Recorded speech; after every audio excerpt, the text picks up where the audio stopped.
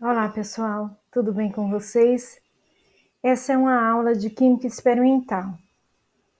Lembra que a gente falou sobre o nitrato de amônio, a explosão que se deu em Beirute, no Líbano? E o quão perigoso é você guardar produtos químicos sem o devido cuidado? E hoje nós vamos falar sobre a importância da natureza química de estudar de fato, qual a natureza do produto químico que nós estamos trabalhando, que nós estamos armazenando, e a importância da etiquetação, que são os rótulos. Então, os produtos químicos, nós temos um conjunto de compostos que são destinados a desempenhar uma função. Os compostos químicos são substâncias que possuem dois ou mais elementos que fazem parte da tabela periódica. E existe nesses compostos o seu componente ativo, que é o que de fato naquele produto, naquela solução vai reagir, e os recipientes que estão ali como subprodutos para apenas favorecer aquela quantidade que nós queríamos ter de determinada substância. É o caso dos produtos de limpeza, de desinfecção, de eliminação de pragas, de execução de diversos processos industriais. Agora, atualmente, a gente tem usado muito o álcool 70. Então, o álcool é o componente ativo. O recipiente costuma ser água. Então, nós temos álcool a 45, álcool a 80 a 90% ou álcool 70 ou álcool puro.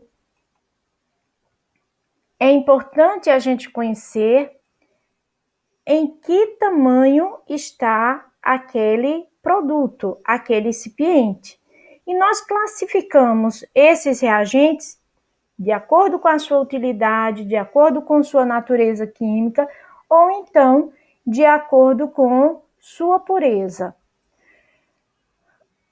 Se a gente for classificar as substâncias de acordo com sua natureza química, nós podemos classificá-la em inorgânicos e compostos orgânicos. Os inorgânicos são aqueles que não têm átomos de carbono e hidrogênio, com algumas raras exceções, como monóxido de carbono, dióxido de carbono, o ácido iodídrico, etc. Nós temos a classificação das substâncias inorgânicas em ácidos, bases, sais e óxidos.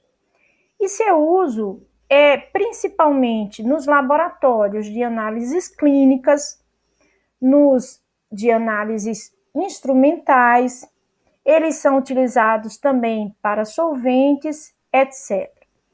Os compostos orgânicos, eles contêm carbono, formando principalmente as suas moléculas e formando ligações carbono-carbono, ou que a gente chama de cadeias carbônicas.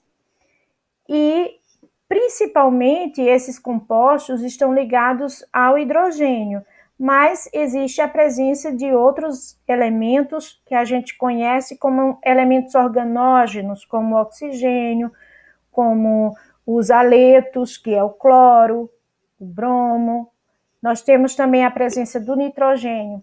Esses compostos são chamados de moléculas orgânicas e são classificados em dois tipos: as moléculas orgânicas naturais e as moléculas orgânicas artificiais.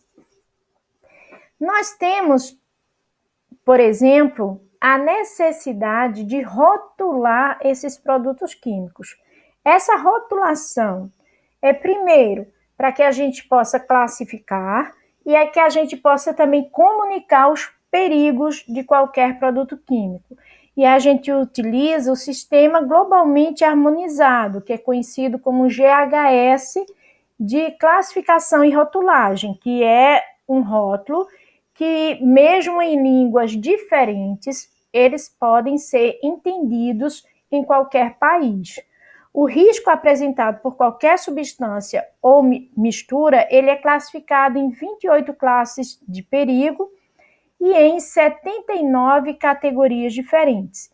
Então, nós temos a etiqueta com o nome comercial, com a questão da sua composição, com a responsabilidade de comercialização, os conselhos de cuidados que a gente deve ter, frases de risco e os desenhos que a gente identifica os perigos. Então, são essas informações que deve conter o rótulo. As 28 classes são agrupados em 3 grandes blocos. O de risco físico, devido às suas propriedades físico-químicas, os de risco para a saúde, pelas suas propriedades toxicológicas, e também os riscos para o meio ambiente. As informações do rótulo devem ter os indicadores de perigo, que descreve a natureza do perigo. Normalmente vem com a letra H maiúscula e 3 números, e depois a frase que vai identificar o perigo a que esse produto dispõe. Então, a gente tem o H220, que é um gás extremamente inflamável, o H335 pode irritar as vias respiratórias. As dicas de prevenção. Então, são medidas para minimizar ou evitar os danos causados pela exposição a substâncias compostos durante o seu descarte. Então, a gente tem P mais 3 números e a frase. Geral, prevenção, resposta, armazenamento e descarte. O exemplo é o rótulo que a gente tem que ler antes de usar. Então, sempre vem normalmente essa informação. Em remédios, leia a bula antes de usar, mantenha em local fresco. Pictogramas de perigo. Então, são desenhos que vão informar sobre os riscos que o uso do produto químico pode causar. O regulamento, ele modifica os pictogramas que são eles usaram até aquele momento e coleta pictogramas que são reconhecidos internacionalmente.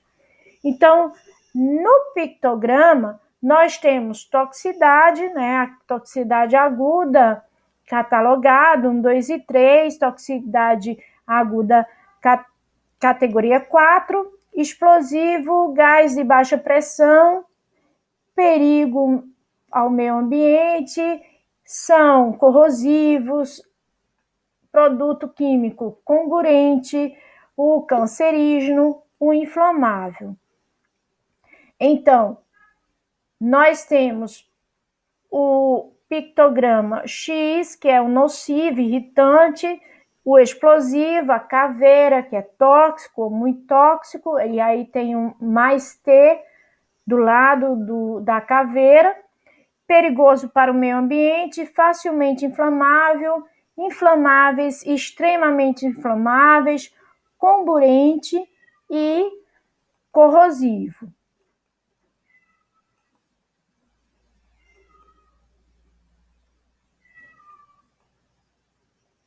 Bem, então são essas informações importantes que a gente precisa catalogar. Mesmo em casa, a gente tem que ter o máximo de cuidado quando a gente reutiliza, por exemplo,